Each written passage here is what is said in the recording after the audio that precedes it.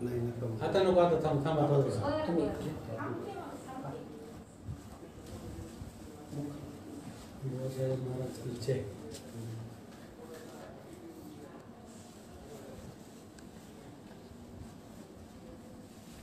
कुंडली साहेब महाराज की जय. त्यामुळे घडायला हे सगळं पांडवांचं. श्री गुरुदेव दत्त.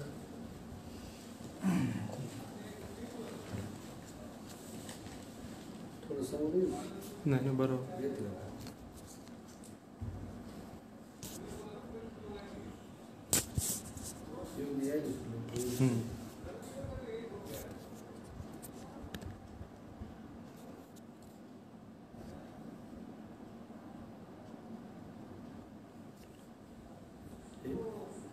यायले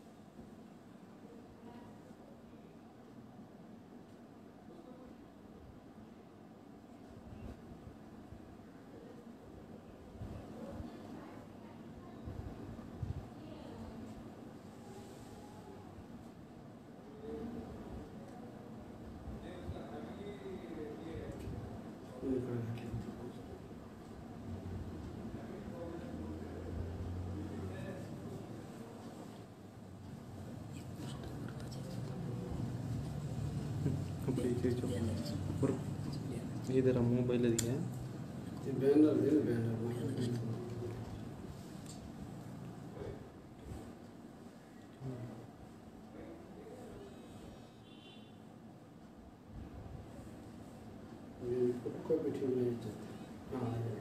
भेटली का? चला आली पप्पा.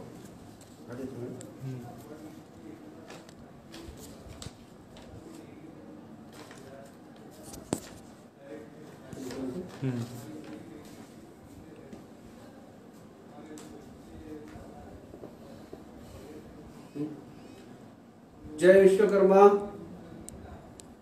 जय राष्ट्रसंत भोजली काका, जय हरी, जय रामकृष्ण हरी, संत ज्ञानेश्वर महाराज की जय. आज दिनांक 12 ऑगस्ट 2020 वारकरी संप्रदाय रामकिशन महाराज दैठणकर जे या महाराष्ट्रामध्ये ठाकूरबुवा म्हणून सुप्रसिद्ध आहेत. मिती श्रावण मध्ये 8 शके 1942 रोज बुधवार आहे. आज आपल्या सर्व उपस्थित भक्तगण आणि वारकरी संप्रदायावर प्रेम करणाऱ्या माझ्या महाराष्ट्रातील तमाम बांधवांना मी मानाचा मुजरा करतो. सगळ्यांना रामकृष्ण हरी. या महाराष्ट्रामध्ये वारकरी संप्रदाय हा एक फार मोठा आंदोलन, एक फार मोठी क्रांती, सर्वसामान्य माणसाच्या आयुष्यामध्ये आध्यात्मिक, नैतिक आणि वैचारिक अधिष्ठान निर्माण करणारा हा वारकरी संप्रदाय आहे. या वारकरी संप्रदायामध्ये जवळजवळ 700 वर्षापासून ज्यांच्या पिढीचं योगदान आहे, ज्या महापुरुषांचं योगदान आहे, त्यामध्ये हरिभक्तपरायण रामकिशन महाराज दैठणकर यांच्या अमृतवाणीतून आज आपल्याला राष्ट्रसंत भोजली काका त्यांच्या स्मृती दिनानिमित्त पुण्यस्मरणानिमित्त एक पावन अशी कथा, पावन असं त्यांचं जीवनचरित्र आपल्याला ऐकायला मिळणार आहे. त्यामुळे सर्वप्रथम मी परिचय करून देतो. या ठिकाणी हरिभक्तपरायण रामकिशन महाराज दैठणकर बसलेले आहेत. जय हरी माऊली. माऊलींच्या वंश परंपरेमधून गेल्या 700 वर्षापासून या वारकरी संप्रदायाची सेवा होते. तरी माऊलींना मी विनंती करतो की आपण आपल्या वारकरी संप्रदायाचा, आपल्या पिढ्यानपिढ्या या संप्रदायाची सेवा आपल्या कुटुंबातून घडलेली आहे. त्यामुळे आपल्या सेवेतून आम्ही सर्व कृतार्थ झालेलो आहोत. आणि आज या स्मृती दिनानिमित्त आपल्या अमोघ वाणीतून, अमृतवाणीतून आम्हाला आद्यसंत भोजली काका यांच्या जीवनचरित्रावर प्रकाश टाकावा. सर्वप्रथम आपण आपल्या परंपरेविषयी शब्द बोलायचे. पंढरीनाथ भगवान की जय, बुवासाहेब महाराज की जय, वासुदेव हरी. ठाकूरबुवा घराण्याची परंपरा ही 700 वर्षापूर्वीची.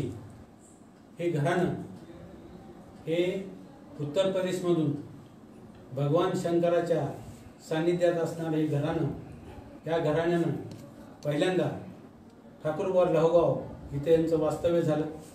बुवासाहेब महाराज आणि त्यांची धर्मपत्नी गिरजामाय या दोन पती पत्नीनं ह्या संप्रदायात मुळापासून ते शेवटपर्यंत सर्व सगळ्या लोकांना जागृत करण्याचं काम ह्या महात्म्याने केलं. यांचं मूळ गाव काही सांगता येणार नाही. मूळ गाव उत्तर प्रदेशमधून आले ते संत लहोगावला थांबले. लहोगावला काही दिवस त्यांनी आपलं महिन्याची वारी सुरू केली आणि महिन्याच्या वारीत ह्या सगळ्या मंडळीला महाराष्ट्रातल्या किंवा सगळ्या म्हणजे 700 वर्षापूर्वीचा कालावधी काय होता हे आज आपण डोळ्यासमोर आजच्या आधुनिक युगात हे बघू शकणार नाही. त्या काळात त्यांनी आपल्याबरोबर सगळ्याला घेऊन, लहान मोठे असो कोणी असो, सगळ्याला घेऊन पंढरीची वारी, पांडुरंगाचं दर्शन, चंद्रभागेचं स्नान हे घडवलं. आणि त्याचबरोबर ज्ञानेश्वर महाराजांचा आळंदीला दरवर्षी त्यांच्या पुण्यतिथीनिमित्त तिथं जाणे आणि 8 दिवस राहणे, ज्ञानेश्वरी पारायण करणे हा एक कार्यक्रम त्यांच्याकडे होता. त्याच्यानंतर माहूरची वारी प्रत्येक वर्षी ठाकूरबाने सुरू केली आणि ती वारी 15 दिवस पायी चालायची. सगळ्या वारकऱ्याला घेऊन, सोबत घेऊन चालायचं. आणि ते वारी त्या आज 1000 लोक म्हणजे 1 लाख लोक जमतात तिथं. 1 लाख लोकांची संख्या त्या वारीच्या निमित्त माहूरला जमते. आणि भजन आणि कीर्तनाचा कार्यक्रम या वारीतच होतो, इतर वेळेस होत नाही. हे म्हणून फार मोठी सेवा वारकरी संप्रदायाची ठाकूरबुवा घराण्याने केली आणि पूर्ण महाराष्ट्रातली जनता त्याच्यासोबत असते. त्याचप्रमाणे औंढा नागनाथ तिथे प्रत्येक वर्षी त्या सगळ्या संप्रदायाची मंडळी त्या भगवान शंकराच्या दर्शनासाठी येतात. भजन कीर्तन होतं, सगळं अन्नदान होतं. आणि त्यामुळं संघटन कौशल्य एक फार मोठं, एक भारत स्वतंत्र होण्याच्या अगोदर ही जे फार मोठी क्रांती आहे हे वारकरी संप्रदायात या संतांनी केलेली आहे. धन्यवाद महाराज.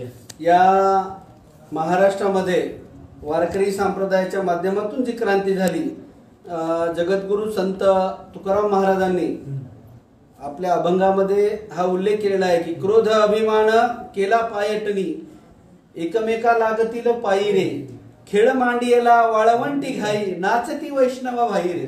या प्रभूच्या, या समतेच्या, या बहुजनांच्या, या समानतेच्या प्रेमामध्ये एकमेकाच्या पायी लागून आपला अहंकार नष्ट करणारा हा वारकरी संप्रदायामध्ये आपल्या पिढीचं योगदान आहे. हे खरंच कृतार्थ आहे.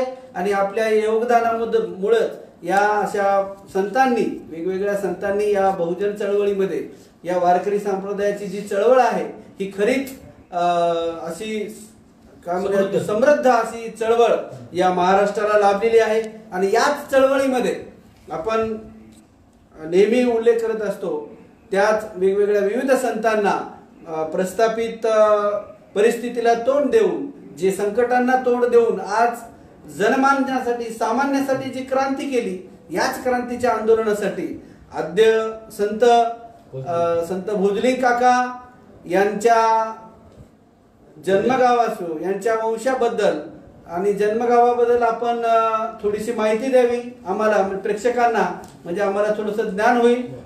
कृपया आपण संत भोजलिंग काका यांच्या वंशाबद्दल माहिती सांगावी. संत भोजलिंग काका यांचा जन्म गोंडगाव पोंडुळ या ठिकाणी झाला आणि त्यानंतर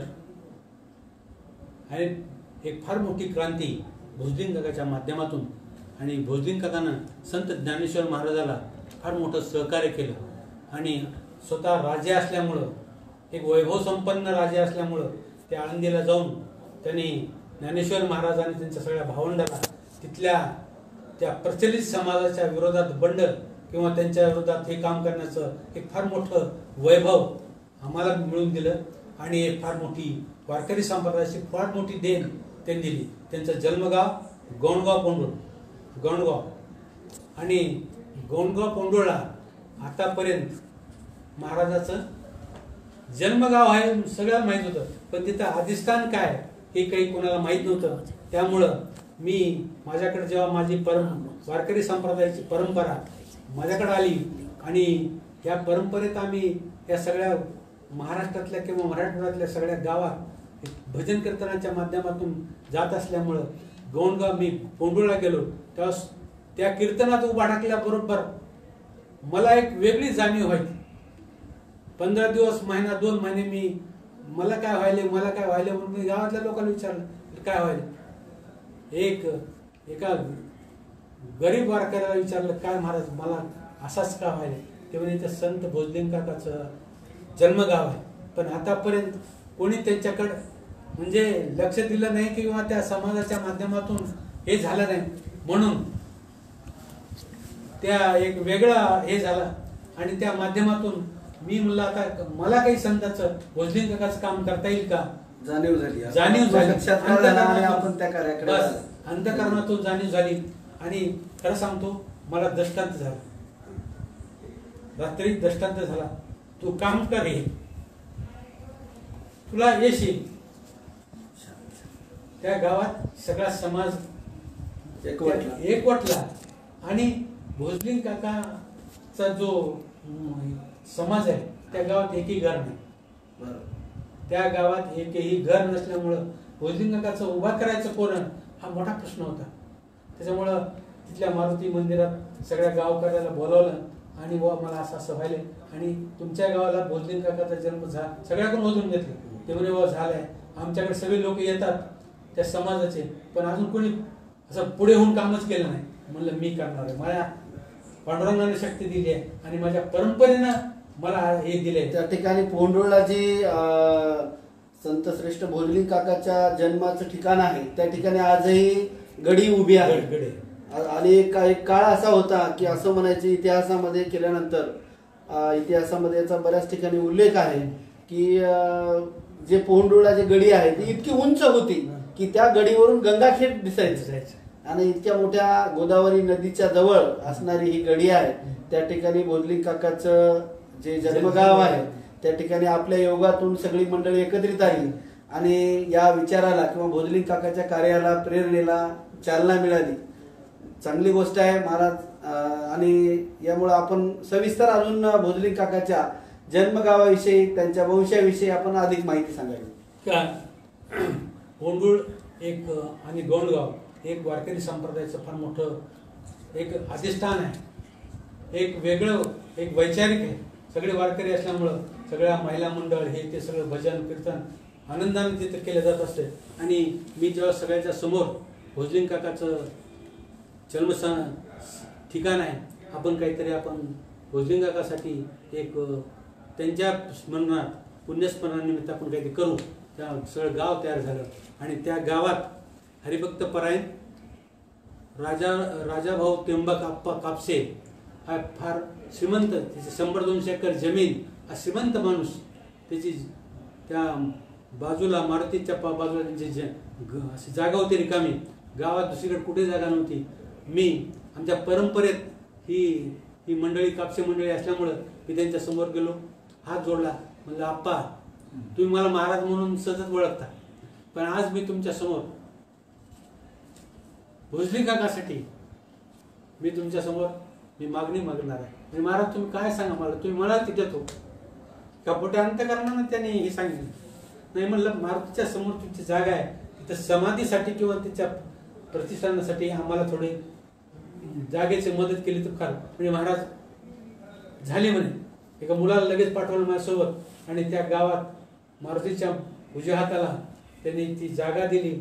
आणि त्यानंतर मी सगळ्या समाजातले जे आमचे पोतदार मंडळी आहे, आमच्याकडे पंचाळ आहे, पुन्हा ही सगळी मंडळी, ही सगळ्या समाजातली मंडळी, पोतदार, ही सगळी ज्या मंडळीनं हे खूप दिवस प्रयत्न केले होते पण ते जमलं नाही, ते माझ्या हातून घडलं. हे ज्ञानेश्वर महाराजांचं काम आहे, हे भोजलिंग काकाचं काम आहे म्हणून जमलं. हे माझा याच्यात तिळमात्र माझा संबंध म्हणजे असा ठेवू नये किंवा ह्याने केले किंवा हे माझा नाही.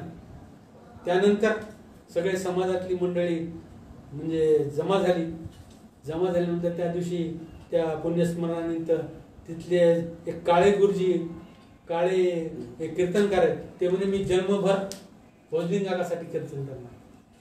जन्मभर कुठलाही आज वारकरी संप्रदाय चालू आहे देणं घेणं, हे दुरापास होतं त्या काळात. ते म्हणे मी जन्मभर शेवटपर्यंत महाराजांसाठी सेवा करणार. या माध्यमातून पोंडूळ या ठिकाणी जसं आपल्या संपर्काने आपल्या समाजातील काही ज्येष्ठ कार्यकर्ते आहेत, त्या आता या कार्यक्रमासाठी झटणारी जी मंडळी आहे पूर्वीपासूनची, ह्या सगळ्या मंडळींचा सहभाग त्यामध्ये आहे.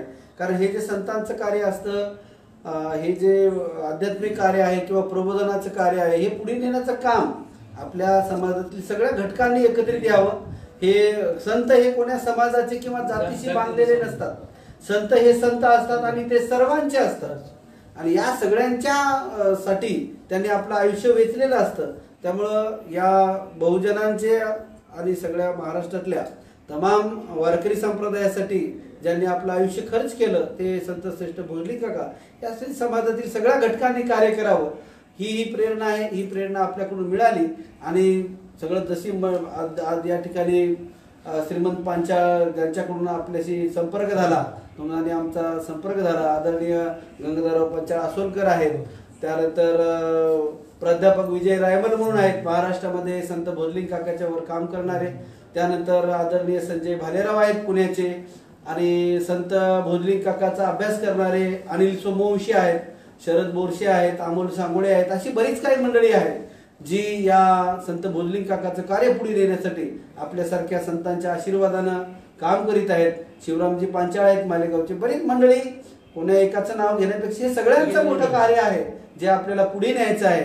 त्यामुळे मी आज या ठिकाणी तुम्हाला आवर्जून सांगू इच्छितो की भोजलिंग काकाच्या वंशाविषयी, त्यांच्या जन्म वेळेविषयी, त्यांच्या जन्मासंबंधी जे आपण नेहमी कीर्तनातून जो विषय मांडतो, थोडासा ऐतिहासिक असणारा तो विषय आपण थोडा विस्तृतपणे मांडावा.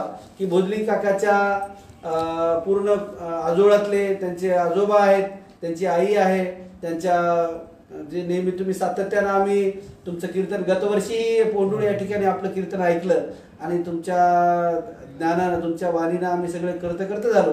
त्यामुळे आज महाराष्ट्रातली तमाम मंडळी आपलं कीर्तन ऐकत आहे, प्रवचन ऐकत आहे, मुलाखत ऐकत आहे. तर या मुलाखतीमध्ये आपण भोजलिंग काकाच्या जन्माबद्दल जे नेहमी कीर्तनातून सांगता तशी थोडीफार माहिती द्यावी, त्यांच्या आजोळाविषयी बोलावं. भोजलिंग काकाचा जन्म पोंडूळमध्ये झाला आणि भोजलिंग काका त्याच्यानंतर त्यांचे वडील हरिभक्तपरायण भोजलिंग काका, वडील गुंडन देव राऊळ, ही सगळी मंडळी राज्य होती त्या काळात. त्या काळातली ही राज्य मंडळी होती आणि राज्य मंडळी असल्यामुळं म्हणजे ज्ञानेश्वर महाराजाला त्या काळात 700 वर्षापूर्वी ह्या मंडळीने राजा असल्यामुळं त्यांनी सांभाळ केलं आणि त्यांना वाढवलं आणि महाराष्ट्रातलं एक वैभव निर्माण केलं. ज्ञानेश्वरीचा सारखा ग्रंथ जो एक वैभव संपन्न आहे, महाराष्ट्राची शान आहे सगळी, त्या वैभव संपन्नाला खरा जर कोणाचा आधार असेल तर भोजलिंग काका. भोजलिंग काकामुळे झालं. आणि म्हणून आणि भोजलिंग काकानं माऊली महाराजांच्या ज्ञानेश्वर महाराजा अगोदर 10 वर्ष जिवंत समाधी त्या मंदिरात गेली. जिवंत समाधी घेणारा हा महात्मा एक राजा होता त्या काळातला. तर राजानं एक जे काही प्रजेसाठी करायचं, काही संतांसाठी करायचं, संप्रदायासाठी करायचं, हे काम भोजलिंग काकाने केलेलं आहे. त्याच्यामुळं त्यांना शतशः नमन, साष्टांग दंडवत. हे क्रांतीचं आंदोलन उभं करण्यामध्ये त्यांचा सिंहाचा वाटा आहे. आणि आपल्या बोलण्यातून असं आहे की कमीत कमी ते राजवंशाचे असल्यामुळे, त्यांना भक्कम आधार असल्यामुळे ते या ठिकाणी प्रस्थापित गोष्टीशी लढा देऊ शकले. आणि प्रचलित व्यवस्थेशी लढा देऊन त्यांनी संत ज्ञानेश्वर आहेत, निवृत्ती सोपान मुक्ताबाई या भावंडांचा सांभाळ करून आणि यांना यांच्या सांभाळ करत असताना सांभाळ नाही तर समतेचे संस्कार, क्रांतिकारी विचार त्यांच्या मनामध्ये पेरले. कारण त्यांनाही लहानपणापासून या परंपरेचा किंवा या गोष्टीचा त्रास होत होता. पण या सगळ्या त्रासातून एक वैचारिक बैठक संत ज्ञानेश्वरांनी निवृत्ती सोपानदेव यांना मिळाल्यामुळं या संप्रदायाला शिखरावर घेऊन जाण्याचं काम जे संत ज्ञानेश्वर माऊली यांनी केलं. कारण माऊली त्यांना आपण म्हणतो, याचा अर्थ सगळ्यांना सांभाळून नेणारे, ही जी त्यांच्या मनामध्ये जी समतेची विचारधारा पेरली ते संत श्रेष्ठ भोजलिंग काका यांनी. आणि नुसती पेरली नाही तर त्यांच्या सोबत घेऊन हे मैदान गाजवलं. असं म्हणतात की क्रांतीचं आंदोलन उभं केलं. त्यामुळं संत भोजलिंग काका यांच्या कुटुंब आजोळाबद्दल थोडीशी आपण माहिती देऊ. त्यांचे आजोबा, जन्मगाव वगैरे थोडं. आजोबांचं नाव आहे तुमच्याकडे, मयाचार्य राजा जे होते ते. त्यांचं आजोळ म्हणजे पोंडोळ, त्यांचं एक राजघराण्यात जन्मलेले महात्मे होते ते. आणि आजोळ ही राज्यच होते त्यांच्या. आणि त्यांच्या उत्तम त्यांचे आजोबाही राजे होते त्या काळात. आणि त्या सगळं हे व्यवस्थित करताना ज्या लोकांनी आम्हाला सहकार्य केलं त्या पोंडोळच्या, त्यांची एकदा यादी थोडी वारकरी संप्रदायात असल्यामुळं काय यादव बुवा, अवधूत बुवा, महादेव शिवराम स्वामी, बाबाराव लिंबाजी जाधव, सूर्यबान दादाराव जाधव, लक्ष्मण भगवानराव कापसे, हरिभाऊ बालाजी जाधव, भगवानराव भाऊ जाधव, प्रभाकर बाबूराव जाधव, प्रकाश दत्तराव जाधव आणि पांडुरंग मामा विटेकर. बरं का, विनेकरी पांडुरंग मामा विनेकरी कुंडुलकर हे आमचे आजोबा हरिभक्त परायण वैकुंठवासी बाबासाहेब महाराज ठाकूरबा यांच्यासोबत एक 10-20 वर्ष 25-30 वर्ष दांडगी सेवा केली. त्या सेवेला आज खऱ्या अर्थानं आज मी त्यांना नमन करतो. आणि त्यानंतर वैकुंठवासी हरिभक्त परायण ज्ञानोबा महाराज ठाकूरबा माझे वडील, त्यांनी सतत एक वेगळी प्रेरणा देऊन सामान्य माणसाला उभं करण्यात आणि वारकऱ्याला सतत पुढे ठेवण्यात, कुठल्याही माणसाला श्रीमंती किंवा गरिबी हा न भेद करता सगळ्याला बरोबर घेऊन चालणं हा एक फार मोठा उपक्रम या महात्म्याने केल्यामुळं आज आम्ही वारकरी संप्रदायात जे काही काम करतो ते फार वैभव संपन्न आहे. यानंतर मला असं म्हणायचं की ज्या मंडळींची आपण नावं घेतली, ही जी संत मंडळी आहे किंवा जी आपली भक्त मंडळी आहे की जे आपण हे कार्य पुढे घेऊन चालतात, याला सातत्यानं आपल्याला सहकार्य करतात. संत भोजलिंग काकाच्या कार्याला जास्तीत जास्त प्रेरणा मिळावी, त्यांनी उभं केलेलं हे जे क्रांतीचं आंदोलन आहे, या काळाच्या ओघामध्ये काही आपण लक्ष न दिल्यामुळं म्हणा किंवा काही परिस्थितीमुळे हे जे संत उपेक्षित राहिले, संत भोजलिंग काका जे उपेक्षित राहिले, यांना जास्तीत जास्त प्रचार प्रसार व्हावा, यांच्या कार्याचा उल्लेख व्हावा, यासाठी सगळ्यांनी मिळून आपल्याला एक लढाई, एक अभियान, एक सहकार्य उपस्थित करणं आवश्यकच आहे. मी एक प्रश्न थोडासा मला विचारू इच्छितो की वारकरी संप्रदायाची ओळख ही बहुजनांचं आंदोलन, वैचारिक आंदोलन, आपण बोलताना आता म्हटलं की हे क्रांतीचं आंदोलन आहे. पण ही क्रांती नेमकी कशी उभी राहिली, म्हणजे नेमकं कोण्या पद्धतीने हे चाललं? जसं आपण बोलताना म्हणतात की हे वैचारिक आंदोलन आहे, हे समतेचं आंदोलन आहे आणि बहुजनांना सगळ्यांना घेऊन चालणारं आंदोलन आहे. मग हे कोण्या पद्धतीनं उभं राहिलं? कारण जसं संत तुकाराम महाराज म्हणतात किंवा संत ज्ञानेश्वर महाराजांचा एक अभंग आहे, योगयाग विधी येणे नो हे सिद्धी. संत ज्ञानेश्वर महाराजांचाच अभंग आहे, योगयाग विधी येणे नो हे सिद्धी, वायाची उपाधी दंभधर्म. आणि वायाची उपाधी आणि ह्या बाकी सगळा पसारा सोडून देऊन एक समतेचा आणि प्रेमाचं आपुलकीचं नातं उभं करणारं आंदोलन हे संत भोजलिंग काकाच्या काळामध्ये जे उभं राहिलं आणि त्यामध्ये त्यांचे जे समकालीन संत होते त्याबद्दल थोडीशी आम्हाला माहिती द्या. ते समकालीन संत सावतामाळे, बरोबर काका, नामदेव महाराज, आपल्या म्हणजे पांडुरंग मंदिराजवळ जी काही कुठली समाधी आहे, सुखामेळाची आहे, संत नामदेवाची आहे, ह्या मंडळीनं, ह्या संत मंडळीनं जे काही सहकार्य केलं, जे काही संघटन केलं, हे काही वैभव संपन्न आहे. त्या काळामध्येच ह्या गोष्टी घडत होत्या. बरोबर. आणि त्या काळामध्ये हे जे बहुजन संत एकत्रित आले आणि त्याच्यामध्ये समकालीन असणारे संत सावतामाळी आहे. त्या सावतामाळी यांनी म्हणजे इतकं सोपं केलं की कांदा मुळा भाजी अवघी मिठाबाई माझी, म्हणजे इतक्या असं म्हणता येईल आपल्या इतक्या सोप्या भाषेमध्ये अध्यात्म सांगण्याचा प्रयत्न केला की दंभधर्म हे बाकीच्या गोष्टी सोडून साध्या नामस्मरणावर आधारित की बाबा जसं जणी म्हणते की दळता कांडता हरी बोला, बरोबर आहे का. एका सामान्य कुटुंबातली एक महिला स्त्री येते आणि विचारपीठावर येऊन कीर्तनाच्या ठिकाणी येऊन कीर्तन करते. हे त्या काळामध्ये फार मोठी क्रांती. हा, तर जनाबाई हे आपल्या गंगाखेडच्या होत्या, परभणी जिल्ह्यातल्या होत्या. तर गंगाखेडच्या जनाबाईंचं जे आहे की सामान्य संतांमध्ये इतकी ताकद भरली की ज्या मोठ्या मोठ्या मंदिरामध्ये एका मोठ्या मोठ्या ईश्वराच्या दालनामध्ये किंवा ईश्वराचं नाव घेण्याला जी जीभ कथरत होती, तर त्या ठिकाणी संत जनाबाईंनी अभंग लिहिला आणि त्या अभंगामध्ये ते असं म्हणतात, अभंग याचा अर्थ असा आहे की भंग पावलेले जे वैचारिक गोष्टी आहेत ते अभंग करून एका समतेच्या धाग्यामध्ये बांधण्याचं काम या संतांनी केलं. आणि या संतांना या वारकरी संप्रदायाने एवढी ताकद दिली की देवाला हक्कानं, म्हणून संत तुकाराम महाराज सुद्धा म्हणतात मागणे ते का तुझ प्रती आहे देशी तरी पा हे पांडुरंगा. आपल्याला माझ्यापेक्षा खूप ज्ञानी आहात. वारकरी संप्रदायामध्ये संत तुकाराम महाराजाचा अभंग आहे की मागणे ते एक तुझ प्रती आहे देशी तरी पा. मागणे म्हणजे हे वाक्य मराठी भाषेमध्ये म्हटलं तर व्याकरणाने सुरू होतं, बरोबर आहे का. व्याकरण क्रियापदाने जे वाक्य सुरू होतं त्याला आज्ञार्थी वाक्य असं म्हणतात. म्हणजे मला असं म्हणायचं होतं की या वारकरी संप्रदायाला अधिकार देण्याचं काम या संतांनी केलं की इतका संतांमध्ये अधिकार आला की ती देवाला मागणी कशी करू लागले, आज्ञार्थी मागणी करू लागले. म्हणजे इतकं प्रेम आपुलकी या संप्रदायामध्ये सामान्य माणसाला मिळाली. म्हणून तुकाराम महाराज मागणे ते तुझं प्रती आहे देशी तरी पाय देतोस का जातोस पाहतोस, आहे का नाही. तुकाराम महाराज म्हणजे इतकं बोलायला लागले देतोस का पाहतोस बाबा, आहे का नाही. म्हणजे हा अधिकार संत मंडळीमुळे आला बहुजन. आणि जनाबाई सुद्धा म्हणलाय की धरीला पंढरीचा चोर गळा बांधून या दोर, बरोबर आहे का.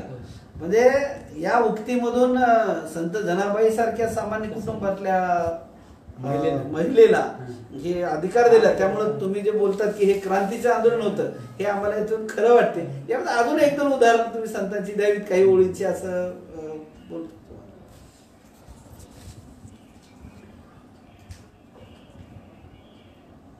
महाराजांच्या म्हणजे कोंडूरच्या बाजूला जे गोंडगाव गाव आहे त्या गावात हरिभक्त परायण वैकुंठवासी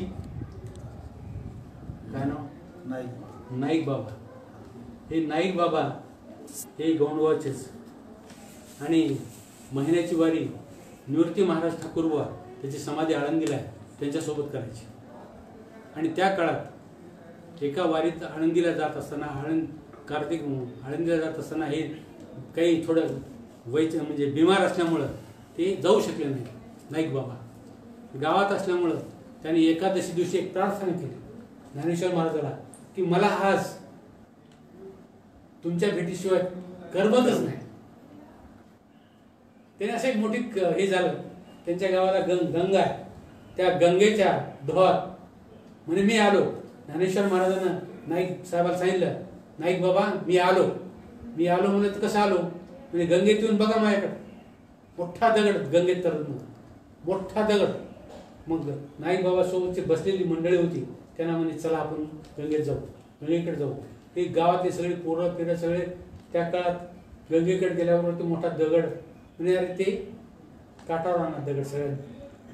या तो मोठा दगड तरंगत काठावर आणला आणि नाईबाबांना मोठं दर्शन घेतलं आणि आपल्या वाड्यात ज्ञानेश्वर महाराजांची समाधी आणि दरवर्षी ज्ञानेश्वर महाराजांच्या समाधीच्या प्रित्यर्थ नाईबाबाच्या पुण्यस्मरणानिमित्त तिथं फार मोठी होती आणि त्या पुण्यस्मरणात निवृत्ती महाराज आणि नाईकबाबा एका ठिकाणी राहत असल्यामुळं एका ठिकाणी वारी करत असल्यामुळं नाईकबाबाचं देहावसन झालं आणि देहावसन झाल्यानंतर लोकांनी महाराज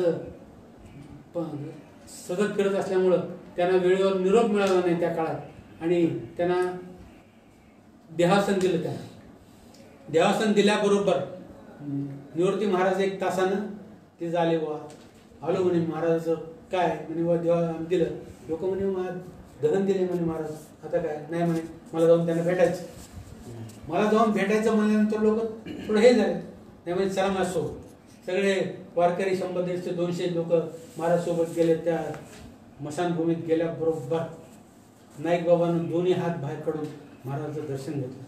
लोकांना एकदम आश्चर्य वाटलं काय काय महात्मा आहे हे म्हणे की संत सेवेचं फल आहे. एकमेकाला दिलेलं प्रेम वारकरी संप्रदायाचं हे प्रेमाचं फल आहे. हे काय वेगळं काहीच भौतिक समजू नका. हे वेगळं समजण्याचं हे ठिकाण नाही. तेव्हा एकदम जेहारी म्हणून लोक सगळे निवृत्ती महाराज इथे सगळे. त्यामुळे जे आपण सांगतो पंढरपूरला जे गेल्यावर पाहतो संत परंपरेचा जे बऱ्याच ठिकाणी इतिहास आपण वाचतो त्यावेळेस आपल्याला लक्षात येते की चोखा मेळासारखे संत होते.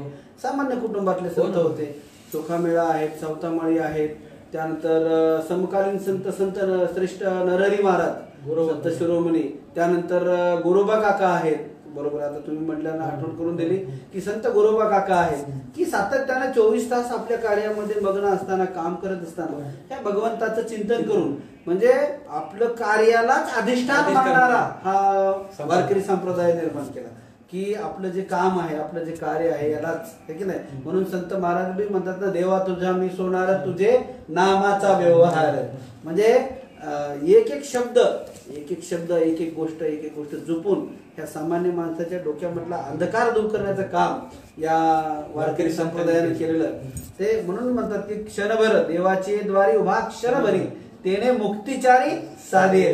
म्हणजे क्षणभर का होईना तुम्ही आपल्या अध्यात्मासाठी आपल्या ईश्वराच्या चिंतनासाठी ह्या निसर्गाची पूजा करा किंवा आपल्या सांप्रदायिक गोष्टीमध्ये मोठ्या मनानं ज्या ताकदीनं आपण आपला विचार मांडतो हे क्रांतीचं आंदोलन हे बहुजनांचं आंदोलन आहे.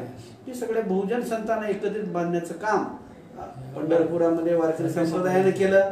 आणि संत भोजली काका जेव्हा आळंदीला होते त्यावेळेस ह्या बाकीच्या भावंडांचं जे संगोपन केलं त्यावेळेस त्यांच्या जन्माच्या वेळेस त्यांचं जे बाळांपण आहे किंवा संगोपन आहे त्याविषयी आपण कीर्तनातून बऱ्याचदा काही गोष्टी मांडत असतात किंवा भोजली काकाच्या आजोळाबद्दल बोलतात. त्यांचे पुरुषोत्तम मयाचार्य नावाचे राजे होते. त्यांची राजधानी मला वाटतं त्या काळामध्ये धर्मापुरी होती. मयाचार्य नावाचा राजा होता. 1270च्या नंतरच्या कालखंडामध्ये आहे. राची ढेरे काही इतिहास संशोधक आहेत. त्यानंतर वेरूळ लेणीचा इतिहास लिहिला होता. आणि एक आवर्जून उल्लेख असा करावा लागेल की जे गुंडनदेव राऊळ जे होते राजे होते हे राजे 1270 ते 76च्या कालखंडामध्ये पांचाळेश्वरचं राज्य होतं. आणि त्या कालखंडामध्ये त्यांचे जे सुपुत्र म्हणजे संत श्रेष्ठ भोजली काका हे त्याच्यानंतर आळंदीला गेले.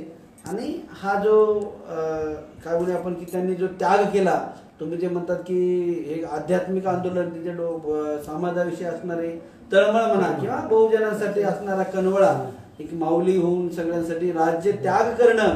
कारण आजच्या गोष्टीमध्ये एखाद्याला 5 फूट जागा सोडायची म्हणजे काय अवघड आहे. फार मोठं काम फार मोठा त्याग आहे.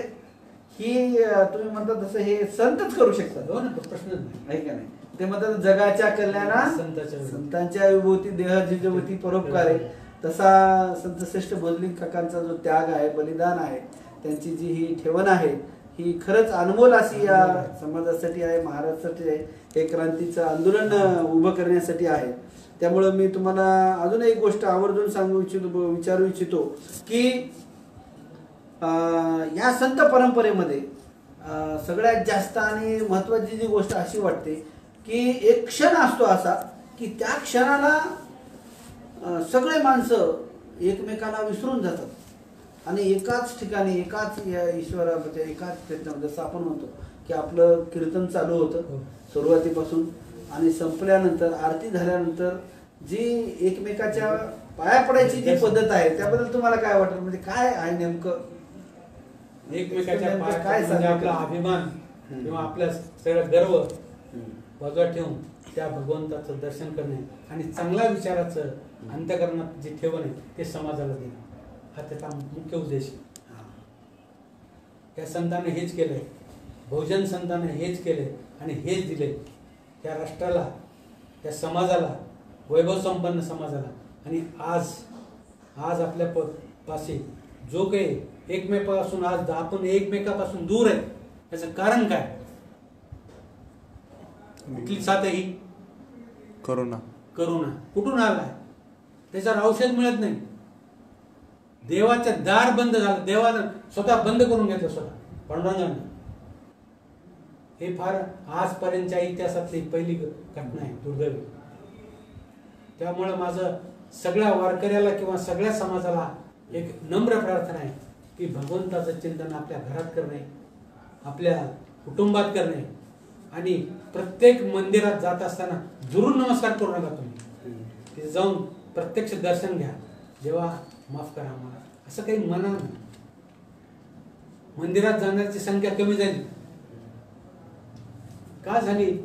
हे आम्ही सगळे पोट भरे संत निघालो, पोटासाठीच भजन करायचं ही परंपरा झाली आणि त्या परंपरेला छेद देण्यासाठी हे भगवंतानं स्वतः केलं. ज्ञानेश्वर महाराजच्या आळंदी पालखी सोहळ्याबरोबर लाखो लोक असायचे. आज सगळ्याला बंद करून गेलं ज्ञानेश्वर महाराज केलं. याचं कारण आहे तुम्ही बरोबर वागा. प्रत्येक माणसानं किंवा प्रत्येक कुटुंब प्रमुखानं आपली चूक काय आहे हे आपल्या सगळ्याच्या समोर मांडली पाहिजे आणि तसं वागलं पाहिजे. हेच खरा परमार्थ. परमार्थ म्हणजे काय भजन बिजन करणे किंवा हे करणे ह्यासाठी नाही आणि दक्षिणेसाठी तर नाहीच. वारकरी संप्रदायातली माझ्या घराण्यातली 7वी पिढी आहे, पण आम्ही कधीही दक्षिणा मागितली नाही माझ्या परंपरेतल्या सगळ्या संतांनी आणि ते सगळे संत होऊन गेले. हे फार वैभव आहे, महाराष्ट्रातील वैभव आहे.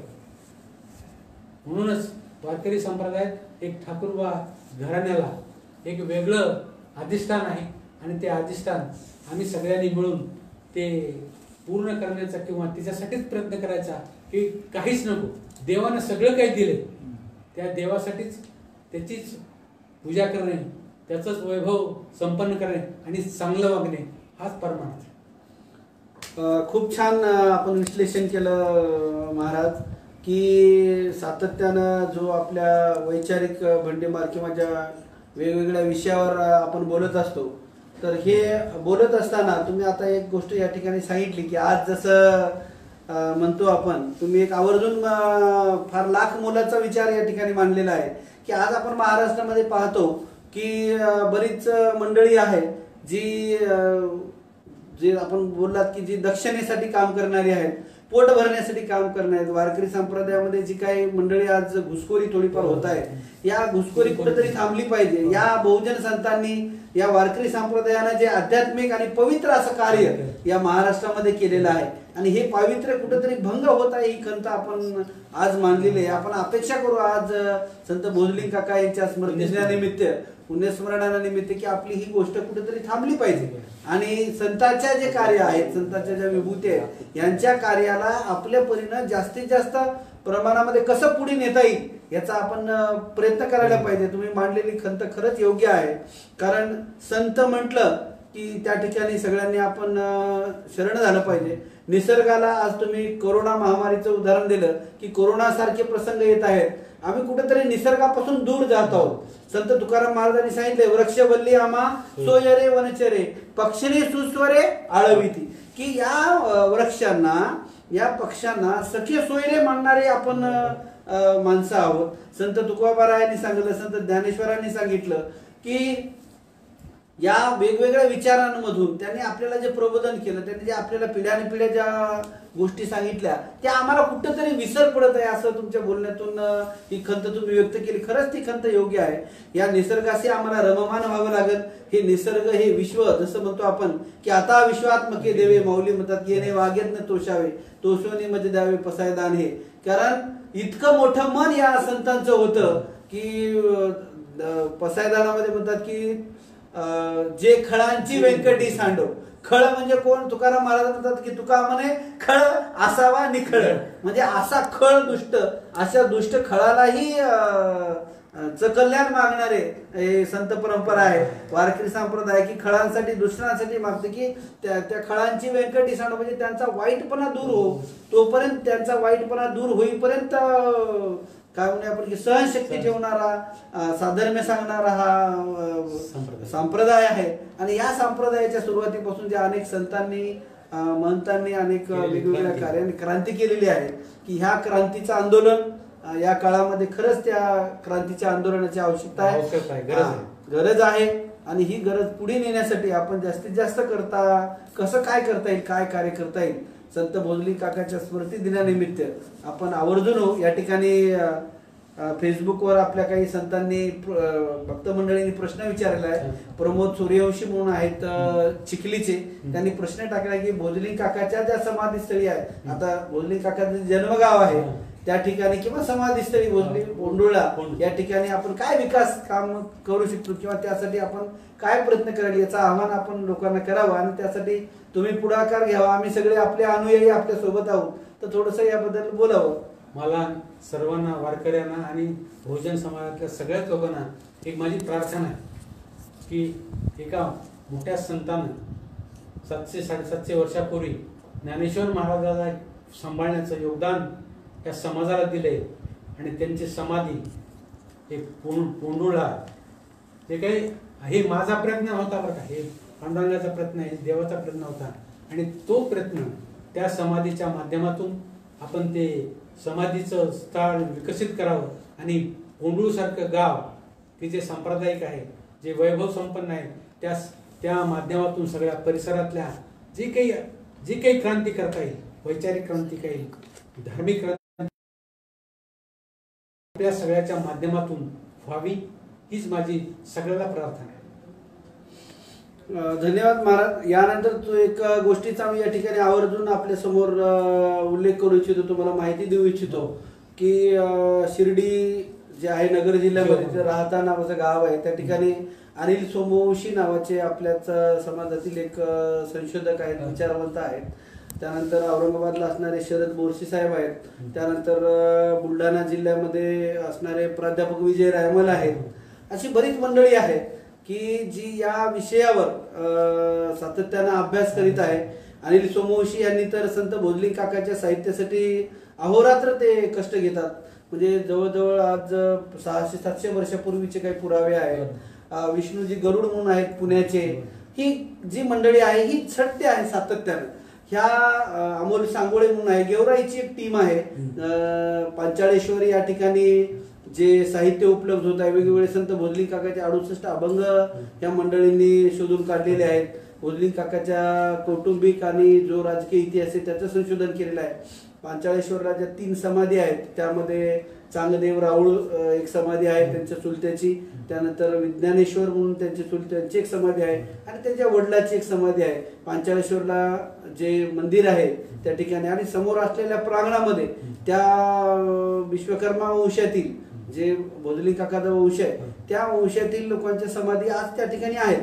आणि चांगदेव राऊळची तर नदी पात्रामध्ये, म्हणजे इकडं ठिकाण आणि पुढून आपेगाव आणि आपेगावच्या दोन्हीच्या मधून जी नदी वाहते त्या नदीमध्ये चांगदेव राऊळ यांची समाधी आहे आज पांचाळेश्वरला. तर ही जी संशोधन करणारी मंडळी आहे, यासाठी झटणारी मंडळी आहे, तरुण अमोल सांगोळे आहेत किंवा अनिल सोमवंशी आहेत, ही जी मंडळी आहे, प्रमोद सूर्यवंशी आहेत, ज्यांनी आता आपल्याला प्रश्न विचारला, समाजाच्या आणि संतांच्या या बहुजनाच्या क्रांतीच्या आंदोलनासाठी जी झटणारी मंडळी आहेत, त्यांना आपण आजच्या या भोजली काकांच्या स्मृती दिनानिमित्त काय संदेश द्याल, की त्यांनी काय करावं असं तुम्हाला वाटते? त्यांना जरा मार्गदर्शन करा, प्रेरणा द्या. भोजली काकाच्या समाधी सोहळ्यानिमित्त मी बहुजनातल्या सर्वच सुशिक्षित माणसाला, सगळ्यात सुशिक्षित असणारे जे सांप्रदायिक आहेत, आपला घरदार परमार्थ सांभाळून समाजासाठी जे काही सुशिक्षित मंडळी आहे त्यांना योग्य मार्गदर्शनाची गरज आहे. योग्य शैक्षणिक दर्जा देण्यासाठी आज जे काही विद्यार्थी किंवा हे फार मोठी गोंधळलेली अवस्था आहे, ती गोंधळलेली अवस्था दुरुस्त करण्याचं काम तुमच्या सगळ्या मंडळीनं करावं. आणि सांप्रदायिक देण असावं. सांप्रदायिक देण असल्यामुळं एक वेगळं वैभव प्राप्त होईल. आणि त्या निमित्त मला सगळ्या सुशिक्षित मंडळीला बरं का, जातीचा कुठलाही संबंध नाही. आम्ही कुठलाही वारकरी संप्रदाय जात हा शब्दच नाही. त्यामुळं सगळ्याला प्रार्थना आहे की सुशिक्षित मंडळी जे काही विद्यार्थी असतील, मुली असतील, मुलं असतील, त्यांना एक वेगळं मार्गदर्शन करावं, एवढीच माझी आपल्या त्या महाराजाच्या पुण्यतिथीनिमित्त आपल्याला प्रार्थना आहे. यानंतर महाराज, आपण जे आवाहन केलं या ठिकाणी सगळ्या मंडळींना की जी कार्य करीत आहेत, आणि सगळ्यात अत्यंत मोलाचा आणि अत्यंत महत्त्वाचा विषय या ठिकाणी आपण मांडलेला आहे की संत हे कोण्या जाती धर्माचे नसतात आणि संत हे संत असतात. त्यामुळं या ठिकाणी की ज्यांना बंदिस्त करू नये, जातीपातीच्या बंधनांमध्ये संताला बंदिस्त करू नका, तर या संतांसाठी सेवा करून, कार्य करून वेगवेगळ्या पद्धतीनं जास्तीत जास्त प्रमाणामध्ये योगदान सगळ्यांनी द्यावं. आणि या संत भोजलिंग काकाच्या कार्याला, संत भोजलिंग काका यांच्या महतीला, यांच्या नामोल्लेखासाठी यांच्या जे केलेला त्याग आहे याची जाणीव ठेवून आम्ही सर्व मंडळींनी यासाठी झटावं असं आपण प्रेरणा दिली, मार्गदर्शन केलं. आम्ही सातत्यानं तुमच्या शब्दाला आम्ही सर्व मंडळी तो शब्द आपला पाळू असं मी सर्व महाराष्ट्रातील तमाम विश्वकर्मा वंशीय मंडळीच्या वतीने शब्द देतो की आम्ही तर या ठिकाणी आपल्या शब्दाला हजर राहू, पण सर्व महाराष्ट्रातील तमाम संतांना, तमाम समाजातील लोकांना घेऊन, कारण बहुजन संप्रदाय जो आहे किंवा ज्यांना वारकरी संप्रदाय असं म्हणतो, कारण यामध्ये एक अत्यंत महत्त्वाचं क्रांतिकारी जी गोष्ट आपल्याला या पूर्ण जगाचा जर अभ्यास केला, जगाच्या इतिहासाचा अभ्यास केला, तर वर्षानुवर्षापासून इसवी सन पूर्व 500-600 वर्षापासून वेगवेगळ्या धर्मांचा उदय झाला, वेगवेगळ्या पंथांचा उदय झाला. त्यामध्ये सगळ्यात एक महत्त्वाची जी गोष्ट आपल्याला वारकरी संप्रदायामध्ये पाहायला मिळते या महाराष्ट्रामध्ये, ती जगात कुठेच पाहायला मिळत नाही. ती म्हणजे या वारकरी संप्रदायामधलं सगळ्यात महत्त्वाचा जो घटक आहे, सगळ्यात महत्त्वाची प्रेरणा देणारे किंवा त्याला काय म्हणूया आपण की प्रचार प्रसार करणारं जे माध्यम आहे, ती म्हणजे वारी. बरोबर. या वारी परंपरेबद्दल आपण काय सांगाल आम्हाला, किंवा त्याबद्दल काय माहिती द्याल? कारण वारकरी म्हटलं की सगळंच आलं त्याच्यामध्ये काय, तर वारीबद्दल आपण आम्हाला थोडंसं मार्गदर्शन करा. ज्ञानेश्वर महाराजांनी एक फार मोठी क्रांती केली की आम्हाला सर्व समाजातल्या प्रत्येक घटकाला कुठलाही भेदभाव न करता, कुठलीही जात समोर न आणता सगळ्यांनी रामकृष्ण हरी पांडुरंगाचं भजन करत आळंदी ते पंढरपूर हे 7-8-10 दिवसाचा जो 15 दिवसाचा कार्यक्रम आहे, त्या सगळेच लहानापासून ते मोठ्यापर्यंत, स्त्री असो का पुरुष असो, आपल्या गळ्यात टाळ अडकून भजन करून सगळ्या आनंदाने त्या पंढरपूरला जाणे हा एक फार मोठा प्रयत्न आहे. फार मोठी क्रांती आहे ती, फार मोठी क्रांती आहे. त्या क्रांतीला बद्दल जगात तिचे हे होऊ शकत नाही, त्याच्याबद्दल तुलना होऊ शकत नाही. इतकी मोठी क्रांती ज्ञानेश्वर महाराजाच्या, जगद्गुरु तुकाराम महाराजाच्या ह्या सगळ्या मंडळीने, ही सगळी मंडळी आणि ही सगळी वारकरी मंडळी प्रत्येक खेड्यातून, प्रत्येक गावातून ही पंढरपूरची वारी म्हणले की सगळे आनंदानं जातात. हे फार मोठं वैभव महाराष्ट्राला मिळाले आणि जगाला एक देण आहे. बरोबर आहे महाराज तुमचं की या वारीमधून आपल्याला असं म्हणता येईल की आपल्या इकडं पेरणीचा काळ असतो महाराष्ट्रामध्ये. श्रावण महिन्यामध्ये नेमकंच पावसाचं आगमन झालेलं असतं. या भास्कराच्या सूर्याच्या तापानं तापलेली सगळी धरित्री ही पाण्याच्या, पावसाच्या थेंबानं सगळी शांत झालेली असते. आणि आपला ग्रामीण भागातला शेतकरी वर्ग आहे, कारागीर वर्ग आहे किंवा जो काही कार्य करणारा वर्ग आहे, ह्या सगळ्या वर्गांना दिलासा देणारी, आनंद देणारी जी गोष्ट आहे ती म्हणजे आपली वारी आहे. आणि या वारीमध्ये सामान्य, असामान्य असं म्हणण्यापेक्षा की सर्वसामान्य लोक, सर्व बहुजन लोक आपल्या घासातला घास एकमेकासोबत खातात, एकमेकासोबत गातात आणि विशेष म्हणजे जसं संत तुकाराम महाराज म्हणजे वाचे नाचती वैष्णव भाई रे, हे सगळे भाई बंधू आनंदाने नाचतात. आपण पाहतो वारीमध्ये बऱ्याच ठिकाणी की फुगडी खेळल्या जाते, त्यानंतर वेगवेगळ्या भारुडं आहेत, वेगवेगळे गीतं आहेत. ह्या सगळ्या अभंगाच्या माध्यमातून छोट्या मला तर असं म्हणता येईल की अभंग जो आहे 4 ओळीचे जगद्गुरु संत तुकाराम महाराजांनी बोलताना जी गोष्ट सातत्यानं मानतात या ठिकाणी की ह्या क्रांतीच्या आंदोलनासाठी समतेच्या विचारांसाठी ह्या संतांनी जी प्रेरणा दिली ती ही प्रेरणा वर्षानुवर्षापासून पुढे जात आहे. आणि त्यासाठी आपण हे आंदोलन समजून घेतलं पाहिजे की या आंदोलनाचा अर्थ काय आहे. आज संत भोजली काका यांच्या स्मृती दिनानिमित्त आपण खूप छान पद्धतीने आम्हाला हे मांडतात की हे बहुजनाचं आंदोलन, हे क्रांतीचं आंदोलन हे आपल्या सामान्यांसाठी आहे. कारण सामान्य माणूस हा या बहुजनाच्या आंदोलनापासून दूर गेला नाही पाहिजे, या क्रांतीपासून दूर गेला नाही पाहिजे. कारण संत आपल्याला काय सांगतात या गोष्टीचा विचार आपण केला पाहिजे. ही तुम्ही आज आम्हाला खूप छान पद्धतीनं मार्गदर्शन केलं आहे.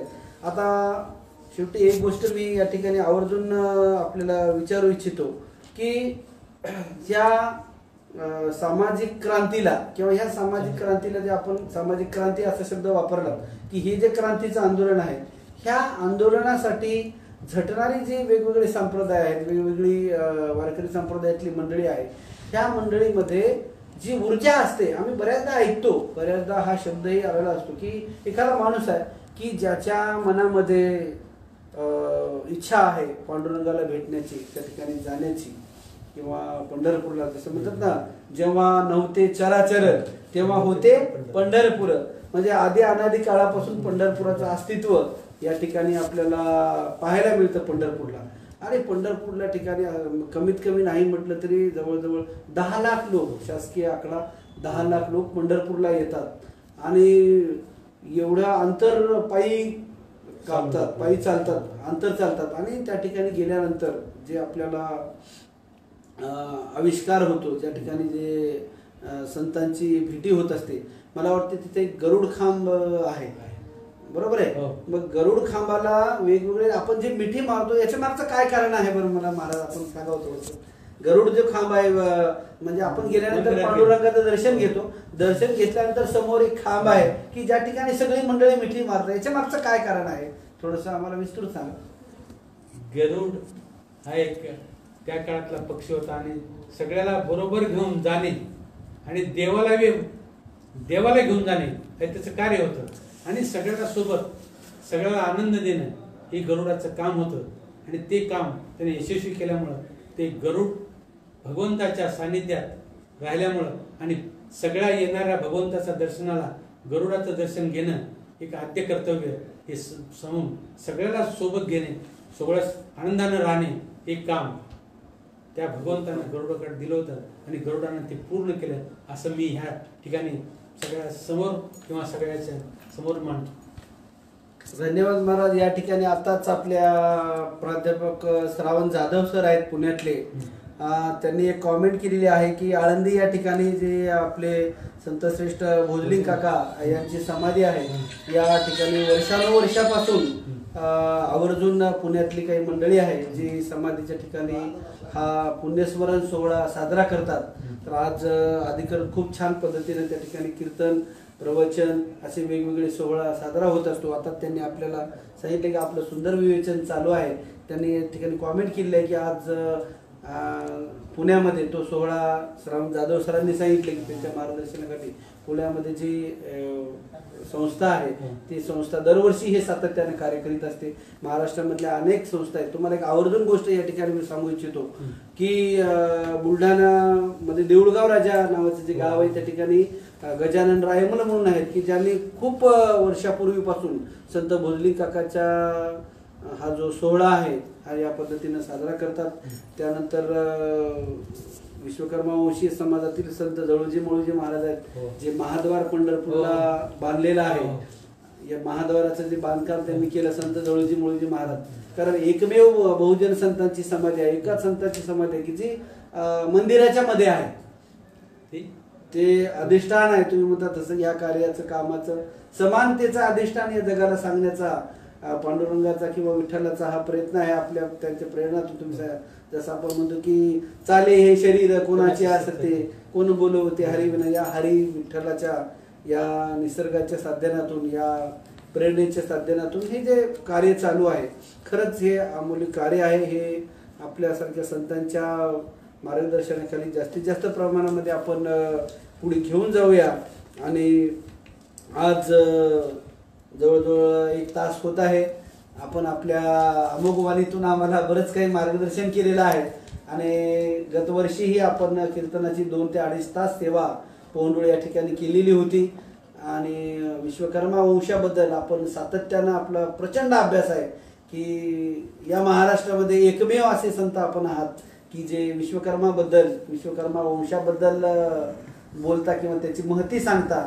त्यामुळे जाताना शेवटच्या 1-5 मिनिटांमध्ये आम्ही अशी आपणास विनंती करतो की आपण या ठिकाणी विश्वकर्मा वंशाबद्दल किंवा विश्वकर्मियांबद्दल थोडं 1-2 मिनिट बोलावं आणि आपण समारोपाकडे वळूया.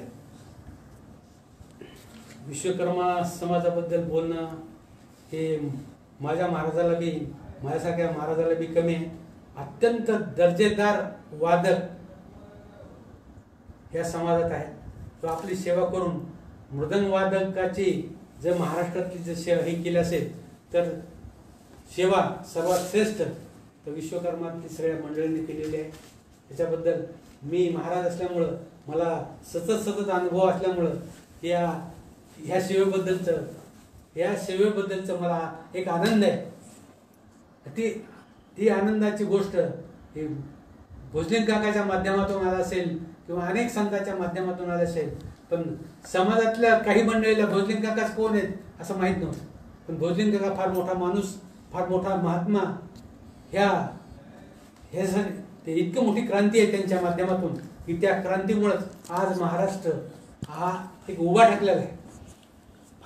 ज्ञानेश्वर महाराजांच्या माध्यमातून. महाराज, आपण जो आता प्रश्न उपस्थित केला, बुलढाण्याहून या ठिकाणी प्राध्यापक विजय रायमल उपस्थित आहेत. त्यांनी आपल्या या प्रश्नाला उपप्रश्न टाकलेला आहे की त्यांचं असं म्हणणं आहे की वारकरी संप्रदायाचे आद्य संत आहेत संत भोजलिंग काका, ज्यांनी संत ज्ञानेश्वर सोपान मुक्ताबाई यांचा सांभाळ केला.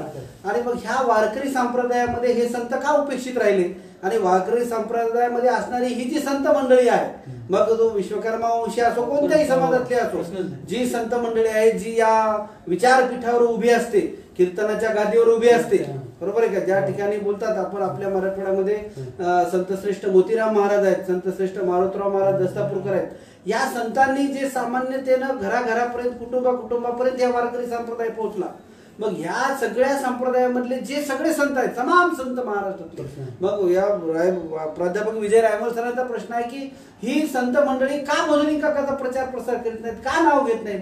हा सर्व समाजाच्या वतीनं रायमल सरांनी हा प्रश्न आपल्याला विचारला की याबद्दल काय करता येईल? आपण थोडं. महाराज म्हणजे रायमल सर हा एक समाजाचा एक दोष आहे बरं का. मी त्या दोषात मी आहे. पण मी ज्यावेळेस पोंडुळा त्या मारुतरायाच्या समोर उभा टाकत असताना सतत मला जाणीव व्हायची भोजलिंग काकाची, आणि अंगात काटा उभा टाकायचा की आपण काय ते केलं पाहिजे, महाराजाचं ठिकाण उभं केलं पाहिजे. जे काही एक अन्याय म्हणून नाही, तो महात्मा फार मोठा होता. पण त्या क्रांतीत मी एक बहुजन समाजातला एक माणूस आहे, मला कुठल्या जातीचा संबंध नाही, पण मला सतत जाणीव व्हायची की खरं ज्ञानेश्वर महाराजाला उभं करणारा हा संत आहे, हा महात्मा आहे. त्याच्यासाठी आपण काही प्रयत्न केला पाहिजे, त्याचं ठिकाण उभं केलं पाहिजे. त्यासाठी मी प्रयत्न केलेला आहे. आणि छोटासा प्रयत्न हा माझा खूप मोठा माझ्यासाठी झाला आणि सगळ्या समाजानं त्याला सहकार्य केलं, त्याच्याबद्दल मी सगळ्यात धन्य देतो. महाराज, आपल्या आशीर्वादानं, आपल्या प्रेरणेनं आणि आपण जे आम्हाला सगळ्यांना लहान थोरांना मार्गदर्शन करता, प्रेरणा देता, आम्हाला तुमच्याकडे पाहून आम्हाला जी कार्य करण्याची उभारी येते, खरंच ही अनमोल अशी देणगी आहे आपल्या संत सेवेमधली, संत परंपरेमधली. कारण आपलं जे कुटुंब आहे बहुजनांशी सगळ्यांशी घेऊन आपण चालता. आणि विशेष म्हणजे मी आपल्या कार्यापुढे नतमस्तक होतो, आपले चरणस्पर्श करतो की या महान संतांच्या कार्यासाठी आपण प्रयत्न करत आहात. आणि खरंच असतं की उपोषितांनी आपल्या वंशामध्ये असणारं राज्यपद सोडून, राजवैभव सोडून सर्वसामान्य लोकांसाठी ज्यांनी त्याग केला, हे सगळं वैभव वारकरी संप्रदायाचं उभं केलं, ही जे पाया रचनेचं काम संतांनी केलं, समतेचा पूर्ण महाराष्ट्रामध्ये क्रांतीचं आंदोलन उभं केलं. आणि या आंदोलनासाठी आपण सातत्यानं प्रयत्न करत असता, सातत्यानं आम्हाला सगळ्यांना मार्गदर्शन करता. त्यामुळं सर्व आजच्या या लाईव्ह आपल्या मुलाखतीमध्ये आपण आमच्यासाठी खूप वेळ दिलेला आहे, खूप काही मार्गदर्शन आम्हाला केले. सातत्यानं हा जो बहुजन क्रांतीचा जो आंदोलन आहे, हा जो समतेचा विचाराचा गाडा आहे, वारकरी संप्रदायामधले जे विचार आहेत पूर्ण महाराष्ट्रामध्ये रुजण्यासाठी आपण सातत्यानं प्रयत्न करत आहात. आम्ही तुमचं कीर्तन नेहमी ऐकतो आणि त्यातल्या त्यात विशेष आम्ही आभार मानतो की आपल्या विश्वकर्मीय समाजासाठी जे तुम्ही मार्गदर्शन करता, वेळ देता, ते खरंच क्रांतिकारक आहे. महाराष्ट्रातील तमाम बांधवाच्या वतीनं मी आपले आभार मानतो, कृतज्ञता व्यक्त करतो. तसं तर संतांची सेवा किंवा तुम्ही केलेले जे मार्गदर्शन आहे, हे शब्दामध्ये आपले ऋण व्यक्त होणं शक्यच नाही.